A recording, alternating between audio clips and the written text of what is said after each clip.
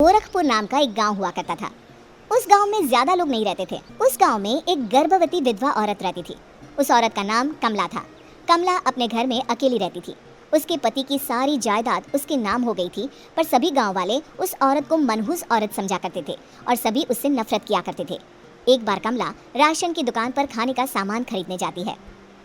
भैया जी, जरा 1 किलो दाल चावल देना। अरे हाय हाय हाय हाय हाय, अरे मनहूस औरत, मेरी दुकान में अपशुगन करवाने आ गई क्या है? चल जा यहाँ से, मैं कुछ नहीं देने वाला तुझे। भाग भाग यहाँ से, चल जा निकल। भैया जी, ऐसा मत कहिए, मैं गर्भवती हूँ, मुझे खाने की बहुत जरूरत है, मुझे खाना दे दीजिए। दुकानदार कमला को वहाँ से धक्के मारकर भगा देता है। तभी कमला रोते रोते उस गांव के किन्नरों के इलाके में आ जाती है। गांव वाले किन्नरों को उसी इलाके में रखा करते थे, क्योंकि वो लोग किन्नरों को पसंद नहीं करते थे और उनके इलाके में रहने से मना करते थे। तो किन्नरों ने उसी गांव में अपना एक इलाका बना लिया था। जब किन्नर लोग देखते हैं कि एक गर्भवती महिला रोते रोते उनके इलाके में आ गई है, तो सारे किन्नर कमला के पास जाकर उसका हाल पूछने लगते हैं। क्या हुआ बहन, तुम्हारी गर्भवती अवस्था में इतनी बुरी हालत कैसे है? तुम रो क्यों रही हो? तुम डरो मत, हम तुम्हें कोई नुकसान नहीं पहुंचाएंगे। तुम शांत होकर सब बताओ कि हुआ क्या है। मैं कमला हूँ, मैं गांव के दूसरे इलाके से आई हूँ। 2 महीने पहले ही मेरे पति की मौत हुई है। मुझे गांव के लोग मनहूस मानते हैं, क्योंकि मैं विधवा हूँ और गर्भवती भी। वहाँ के लोग मुझे खाने के लिए कुछ बेचने के लिए भी तैयार नहीं, जिससे मेरा गुजारा नहीं हो रहा था। कोई बात नहीं कमला, हम तुम्हारा ख्याल रखेंगे। किन्नर लोग कमला को एक खाली घर में रहने के लिए जगह दे देते हैं और उसकी देखभाल भी करते हैं। कुछ ही महीने बाद कमला अपने बच्चे को जन्म देती है, पर अफसोस, कमला बच्चे को जन्म देते ही अपनी जान गंवा देती है। जब सब किन्नर बच्चे को देखते हैं तो बहुत खुश हो जाते हैं, क्योंकि वो बच्चा भी किन्नर ही था। कमला ने एक किन्नर बच्चे को जन्म दिया था। अब इस बच्चे की देखभाल कौन करेगा? हम तो इस बच्चे को गांव के दूसरे इलाके में भी नहीं भेज सकते। और तो क्या हुआ, इस बच्चे की माँ नहीं रही तो हम इसे पालेंगे। अब ये हमारे इलाके में रहेगा, हमारे साथ रहेगा। फिर वो किन्नर उस किन्नर बच्चे को गोद ले लेते हैं, उसका नामकरण कराते हैं। उस किन्नर बच्चे का नाम शक्ति रखा जाता है। देखते ही देखते शक्ति बड़ी होने लगती है। उसके रंग रूप बहुत सुंदर थे। वो बहुत सुंदर किन्नर दिखती है। एक दिन शक्ति एक किन्नर से पूछती है, माँ जी सुनिए ना, ये गांव के दूसरे इलाके में भी तो लोग रहते हैं, तो हम वहाँ क्यों नहीं जाते?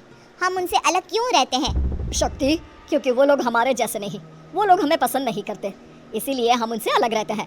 क्यों? वो हमें क्यों पसंद नहीं करते? मुझे एक बार उस इलाके में जाना है, मैं एक बार वहाँ जाकर घूम कर आऊँ।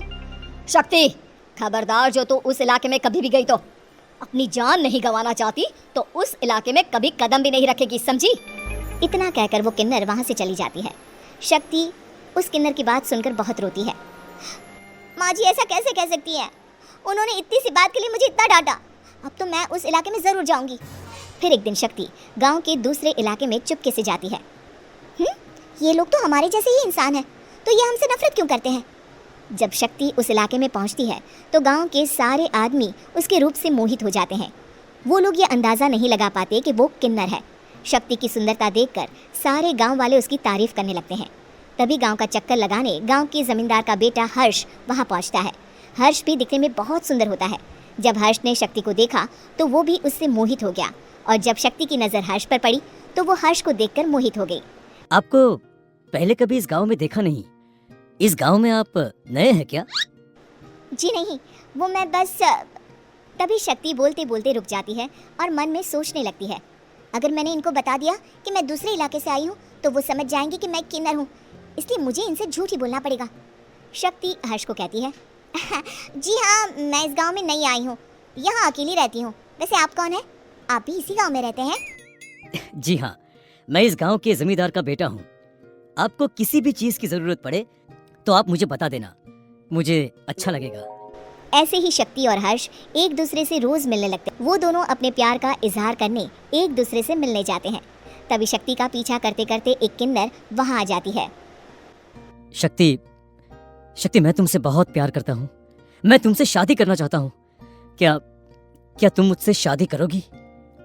हाँ हर्ष, मैं तुमसे शादी करूंगी, पर मैं तुमको अपने बारे में एक सच्चाई बताना चाहती हूँ जो मैंने तुमसे छुपा कर रखी है। तभी उनके बीच में ही वो किन्नर आ जाती है। शक्ति, तेरी हिम्मत कैसे हुई ऐसा करने की? वो किन्नर शक्ति को खींचकर गांव के जमींदार के पास ले जाती है। हर्ष भी वहां शक्ति को बचाने के लिए पहुंच जाता है। जमींदार शक्ति और हर्ष के प्यार के बारे में सुनकर गुस्से में आ जाता है और शक्ति को गांव के बाहर निकालने की सजा देता है। शक्ति ये बात सहन नहीं कर पाती और कुएं में कूदकर अपनी जान दे देती है। जमींदार हर्ष की शादी गांव की एक लड़की से करवा देता है, पर हर्ष इस शादी से खुश नहीं होता। शक्ति अपना बदला लेने के लिए मरने के बाद किन्नर चुड़ैल बन जाती है। अब मैं इन गाँव वालों को नहीं छोड़ूंगी, अब इनसे मैं अपने प्यार का बदला लूंगी। किन्नर चुड़ैल गांव वालों को परेशान करना शुरू कर देती है। एक बार वो रात को गांव के खेतों में पहुंच जाती है और वहां आग लगा देती है। सारी फसल जल के राख हो जाती है। जब एक आदमी रात को उठकर देखता है कि खेत में आग लग गई है तो वो वहां पहुंच जाता है। वो देखता है कि खेतों के बीचों बीच एक किन्नर चुड़ैल खड़ी है और वहां खड़े होकर ताली बजा रही है। गाँव वाला किन्नर चुड़ैल को देखकर बेहोश हो जाता है। जब सुबह उस आदमी को होश आता है तो वो सीधा जमींदार के पास जाता है। अरे जमींदार साहब, अरे वो किन्नर चुड़ैल ने मेरी सारी फसल जला दी। अब मैं क्या करूंगा, क्या होगा मेरा? जमींदार चुड़ैल किन्नर का नाम सुनते ही सब कुछ समझ जाता है। अब वो बहुत डर जाता है। उसी रात को जब जमींदार डर के मारे अपने कमरे में सो नहीं पाता, तभी वहां अचानक से किन्नर चुड़ैल आ जाती है। किन्नर चुड़ैल जोर जोर से जमींदार के आगे खड़ी होकर हंसने लगती है और ताली बजाने लगती है। जमींदार उस डरावनी किन्नर चुड़ैल को देखकर बहुत डर जाता है। तूने मेरे साथ बहुत बुरा किया, अब मैं तुझे जान से मार दूंगी। नहीं नहीं नहीं नहीं, नहीं। मुझे माफ कर दो, मुझे मत मारो।